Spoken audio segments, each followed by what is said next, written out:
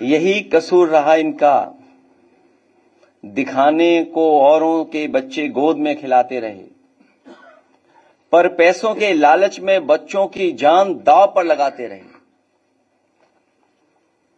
यही कसूर रहा इनका, ये अपनों को हर हाल में बचाते रहे, उनके गुनाह छिपाते रहे।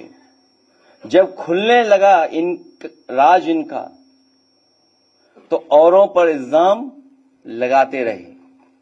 यही कसूर रहा इनका, पहनकर लिबास शराफत का लोगों के एतबार में सेंध लगाते रहे, गिराकर औरों के घर मकान दुकान अपना गोरख धंधा चलाते रहे।